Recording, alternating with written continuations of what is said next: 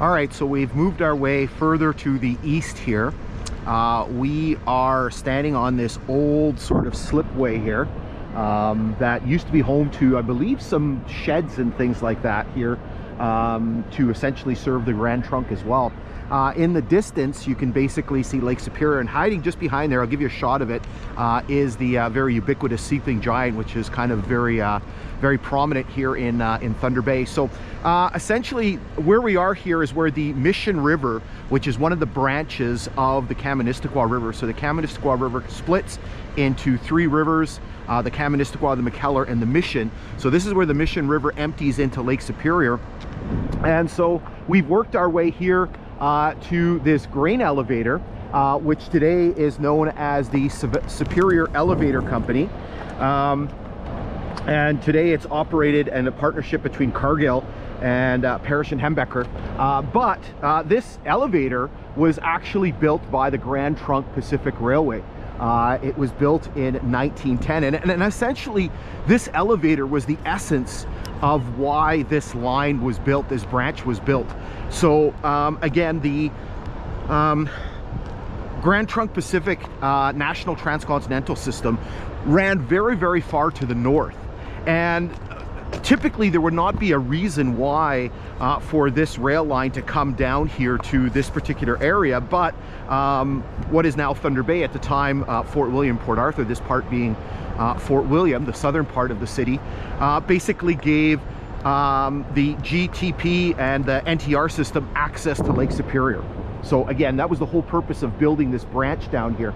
And so that way they could transport one of the big crops that was developing at the time, which was grain and other agricultural products from the Canadian prairies to here, where they could be loaded, just as you're seeing right now, onto ships, and so they could be brought to market. So you can see that there is a ship here belonging to Algoma Central Marine, known as the Algo Sioux. I'll flash you up a close-up of the name here so you can see it. And so you can see this lake freighter here. It's a self-unloader loading grain here at the elevator. So again, this elevator was constructed in 1910. If you go to my page, and you'll find a link in the description for the Mission terminals, you're going to find some pictures of this elevator during those early years. So there's actually a couple pictures while it's being constructed, and then there's a couple of pictures, or sorry, one picture at least, while it's in operation.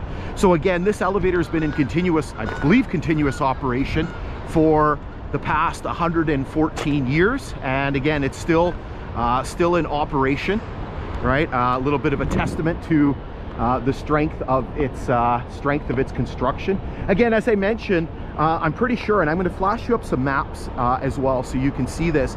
I believe there were some docks that belong to the Grand Trunk Pacific on this side. Further up, there's got a nice whiff of something here. There were actually some piles, so it looked like there was some sort of structure that was sticking up. You could see this slip here has seen better days. Obviously hasn't been used in a very long time. The concrete's all deteriorated. You can see some of the I don't know what these the proper term for these things are. Basically where you would moor the boat, tie up the boat. You can see that there's all kinds of wildlife. I guess the geese like it here by the grain elevator.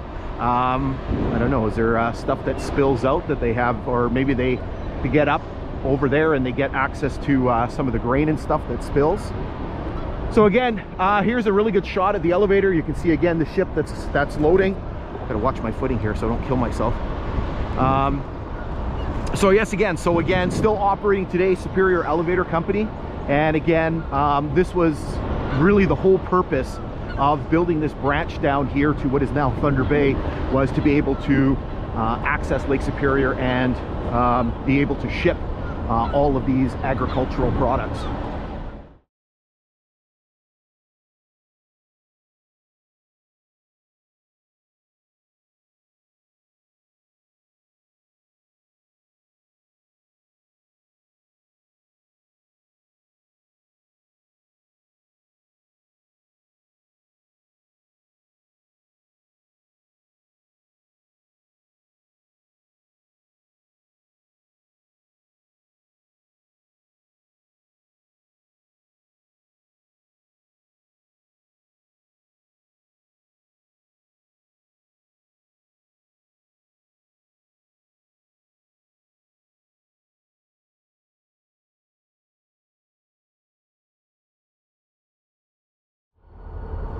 Okay, so we've moved our way just slightly to the west. So here you can basically see the tracks that are crossing. Oops, stepped into a pothole here.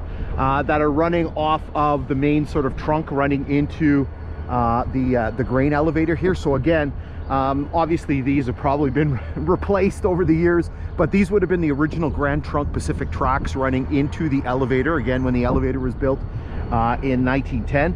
You can see some more of the yards here. Again, I don't know to the extent. I'm going to show you some maps again so you can sort of see the extent of some of the yards here in the area, right? So you can see the tracks running into the yard. Thought I'd show you this because kind of a neat little relic for the train enthusiasts here. So they're doing a little bit of shunting to the sawmill, and we actually have an old sort of legacy locomotive here. So you got a couple of CN engines, and you have an old Duluth, Minnesota and Iron Range locomotive. I'm gonna get a shot of that with my phone so you can zoom into that. So the Duluth, Minnesota and Iron Range, or is it Duluth, Missabe and Iron Range? Oh my god, I'll have to put it on the screen. I'm totally screwing this up. Basically, actually that was an amalgamation of two railway lines. There was the Duluth and Iron Range, and I think there was the Duluth, Missabe and Iron Range. Here they're getting going, and eventually they were merged into one company, and then basically they were bought out by CN. And so that's a rare relic, because I think there's only two locomotives like that that are still that still have the old colors to the old line. And again, I'll flash up the name of the railway line on the screen because I'm totally blanking here on the name. Okay, so what we're going to do is we're going to head back towards where we started this episode, and then we're going to continue our way to the west.